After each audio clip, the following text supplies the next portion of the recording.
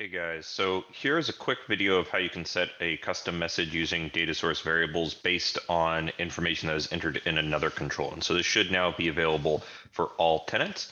And so in this case, I have a SharePoint list and I've got some user emails, and I want to pull back what this custom rate is off the SharePoint list based on the email address that's entered into the form. And this can be a anonymous or a authenticated form, so it doesn't really matter here.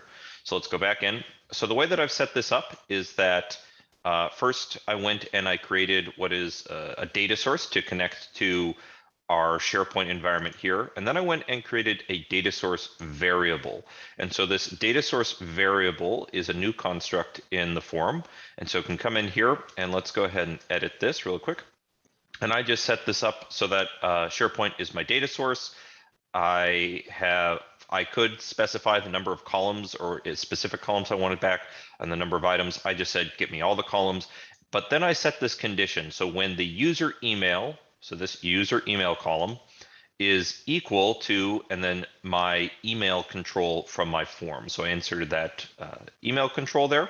So I'll go ahead and cancel that and we can update this variable. And what this does is it'll give us back our first record. You can see we have all the different columns in here. If we wanted to go through and insert stuff into this label, I'm just in the insert tab. But the way that you can set this custom message is that you can also interact with these via rules. And so here in the rules, I've got if my email is filled, then I want to set my labels text to hello, your custom rate is, and we can insert, and from in here, I can go back into my data source variable, find my rate value and insert that. And so then you should get your custom rate. So let's go ahead and take a look at how this works. So I can enter, say, Jonathan Butler, and I should get 1.01.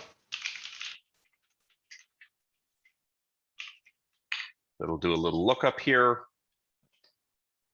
And it'll come back, hello, your custom rate is 1.01. Now, if I change this to Brent, I should get, I think it was like 2.8. Yep, and so your custom rate is 2.8. So Brent's rate is a little bit higher than mine, but as you can see, I can dynamically, and then if I go back to say Nintex.com, you'll see that moves much faster. The way it is caching those results, so any changes that happen there will be cached already. So cool, so that is how you can set a custom message using a combination of data source variables and rules when wanting to interact with an external system. Hope that helps.